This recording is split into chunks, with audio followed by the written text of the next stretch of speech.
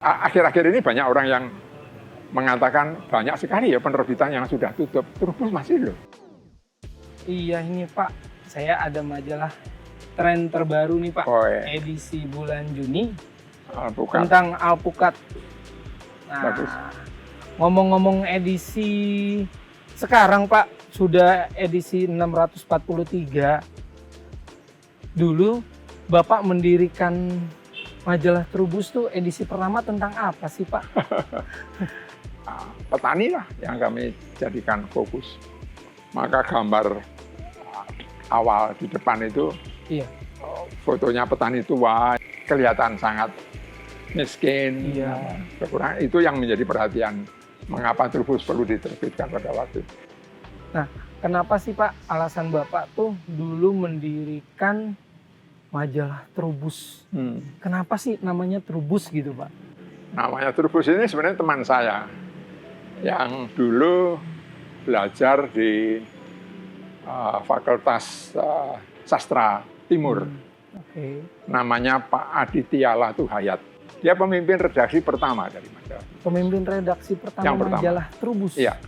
Dan dialah yang memberi nama Trubus. Dia mengatakan bagaimana kalau dinamakan Trubus. Trubus. Trubus itu tumbuh, artinya tumbuh. Tumbuh. Saya pikir cocok ini.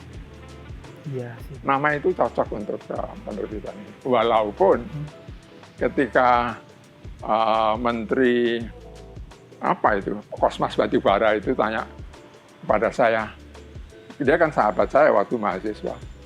Dia tanya, Bang, pakai nama majalah aja kok pakai nama bahasa Latin? Katanya.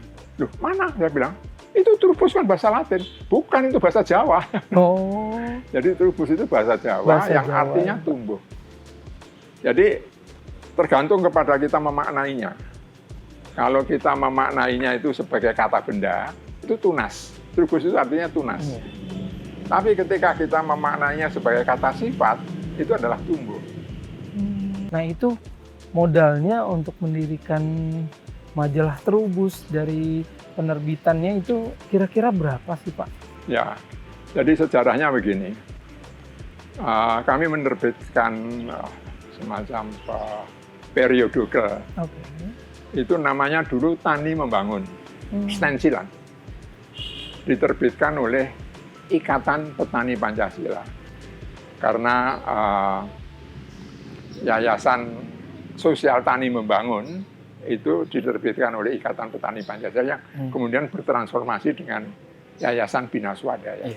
Nah, ketika kita mendirikan Yayasan Sosial Tani Membangun, lalu kita jadikan badan penerbit dari majalah yang kami terbitkan.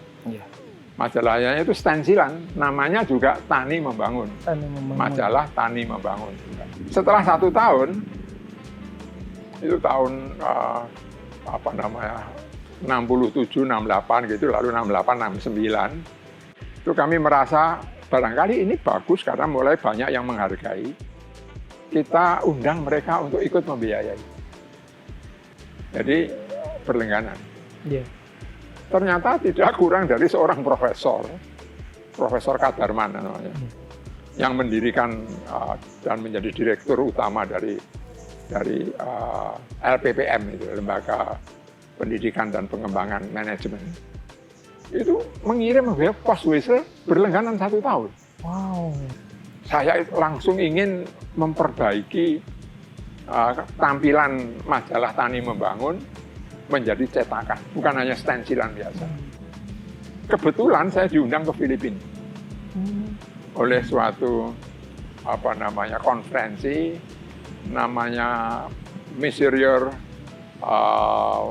Colloquy, Baguio City Colloquy. Lalu saya ceritakan bahwa saya ingin menerbitkan majalah pertanian yang tadinya stensilan mau saya gunakan. Oh, dia gampang saja dia mengatakan, coba saya minta kertas, saya mau nulis surat. Dia menulis surat kepada Direktur Percetakan Kanisius di Jogja.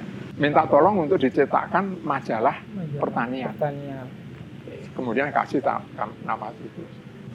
Saya ditanya berapa mau diterbitkan. Saya pikir 10.000. Langsung saya minta 10.000. Karena desa di Indonesia pada waktu itu 40, jadi setiap 3 bulan kita kirim pada satu desa gitu. 3 bulan berikutnya kirim 10 desa yang lain dan seterusnya, sehingga 1 tahun itu seluruh desa sudah terkirim. Sudah terkirim ya. Jadi itu lalu ya terdistribusi ya Pak ya, ke semua petani. Mereka ada yang kirim pos wesel, berlangganan dan sebagainya, tapi banyak yang tidak. Jadi itu mulainya. Sehingga kita sebenarnya ketika mulai majalah Trubus itu tidak punya modal 1 sen. Ya. Tidak punya modal 1 sen. Wow. Jadi semangat yang ada itu hanya semangat. Mengapa di negara agraris Indonesia tidak ada penerbitan pertanian? Pertanian. Itu saja pertanyaan itu yang mengganggu kesadaran dan ingin memperbaiki keadaan. Mendirikan sebuah perusahaan media pertanian, apalagi Pak di Indonesia itu sangat jarang ya Pak. Nah, kira-kira tuh waktu itu ada tantangannya nggak sih Pak? Wah, besar sekali. Kami sangat sadar bahwa ini tidak mudah. Dan memang sebagai milenial pada waktu itu, bondongnya nekat itu lebih hebat gitu. Iya. Daripada masalah-masalah yang kami hadapi. Jadi kita coba hadapi semuanya. Sampai 10 tahun pertama rugi. Walaupun kami tidak harus bayar, tapi kami kan tidak enak dengan yang nomboi kerugian itu. Saya datang ke pendiri Gramedia Kompas Gramedia, Bapak Oyong Pengkun. Minta nasihat bagaimana caranya mengelola penerbitan supaya tidak rugi. Beliau mengatakan, Mas Bambang, singkat saja, kalau saya menjadi Anda, usaha ini saya tutup karena tidak punya prospek. Coba. Itu sudah peringatan yang paling ujung bagi saya. Nah, saya bilang kepada Pak Kuswandi waktu itu yang mendampingi saya dalam penerbitan ini kan, yang aktif di situ hanya 2 orang, dia sama saya. Saya pun kegiatannya macam-macam begitu, memperhatikan Trubus ini sebagian kecil. Nah itu saya bilang Pak Kuswandi, kumpulkan teman-teman. Sekarang kita beritahu mereka, ini Pak Oyong mengatakan begini, siapa yang mau terus silakan, tapi yang mau mundur karena ini silakan. Sebagian mundur, sebagian terus. Nah, yang terus saya mengatakan, sekarang kita jangan tanya kepada siapa-siapa. Tanya pada diri sendiri apa yang harus kita lakukan. Karena ini masalah yang sulit. Nah, kita rubah penerbitan yang tadinya ditujukan kepada petani di desa-desa, dirubah menjadi ke kota. Jadi ini menjadikan majalah tahun 80 gitu, bukan majalah pertanian untuk petani di desa, tetapi menjadi majalah hobis. Untuk mereka yang mau bertanam di kebunnya, buah, sayur atau apa dan sebagainya, semacam itu. Jadi untuk masyarakat kota, bukan untuk masyarakat desa. Itu pertama, masyarakat desa itu tidak biasa membaca, miskin, dan yang kedua ini sulit ya mengumpulkan orang yang mampu nulis tentang pertanian. Wah, pinter menulis tapi nggak ngerti pertanian. Ada yang ngerti pertanian tapi nggak bisa nulis. Nah, mengkombinasikan antara kedua itu mahal. Ya.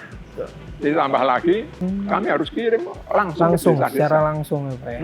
Mahal sekali biaya. Jadi dibebankan pada petani seluruh biaya-biaya itu tidak mungkin. Jadi kita mulai dengan cara semacam itu, dan kita rubah wajahnya dan sebagainya. Semakin lama semakin menarik, seperti ini kan menarik sekali. Betul.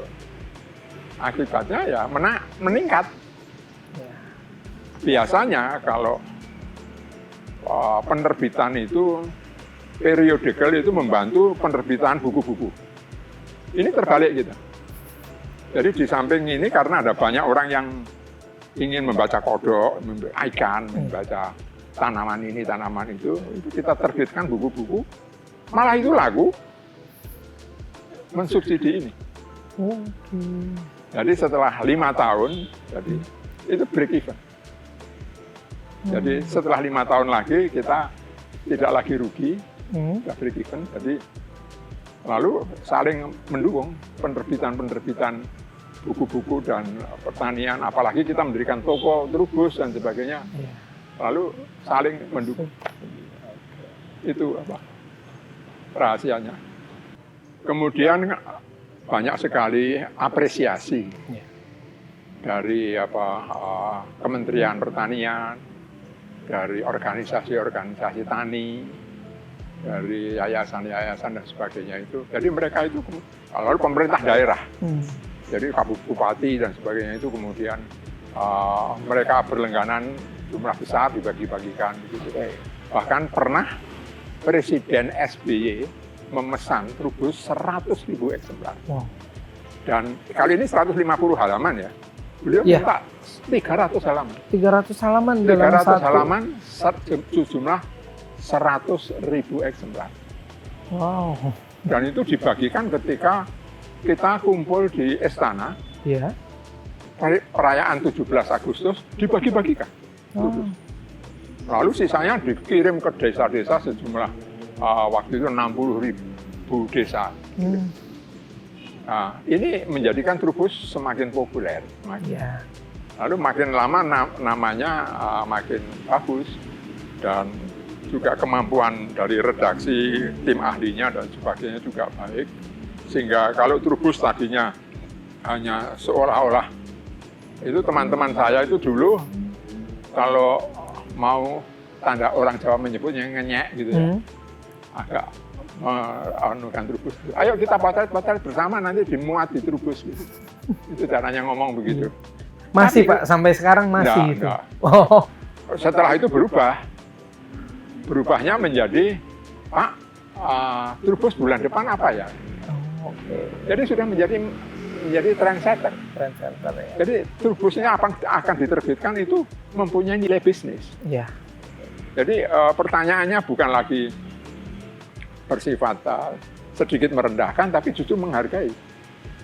Nah ini perubahan-perubahan ini luar biasa. Akhir-akhir ini banyak orang yang mengatakan banyak sekali ya penerbitan yang sudah tutup. Trubus masih loh. Iya betul. Nah, kami merasa ini harus dipertahankan. Kemarin habis dapat ini ya Pak, penghargaan dari Himpunan Kerukunan Tani Indonesia, HKTI. Nah ini kategorinya media pertanian yang masih eksis Pak sampai sekarang. Apakah majalah Trubus itu masih akan eksis dan akan terbit lagi Pak? Masih akan terbit gitu Pak? Sampai sekarang majalah Trubus ini masih satu-satunya majalah pertanian yang terbit. Sampai sekarang. Dan kemampuan kita untuk eksis selama lebih dari 50 tahun, ini adalah suatu modal. Jadi para milenial selanjutnya, janganlah modal itu disia-siakan. Modal itu dimanfaatkan. Teruslah eksis, teruslah terbit, ada banyak masalah. Tidak apa-apa. Masalah yang akan kita hadapi tidak sebesar masalah yang sudah kita hadapi. Jadi mulai dengan tidak punya apa-apa, bahkan pengetahuan tentang penerbitan aja tidak tahu, tapi eksis semacam ini dan mendapat penghargaan ini kan seharusnya merupakan suatu modal yang harus diteruskan para milenial untuk sedikitnya 50 tahun lagi ke depan. Itu menurut saya tekad yang harus dilakukan.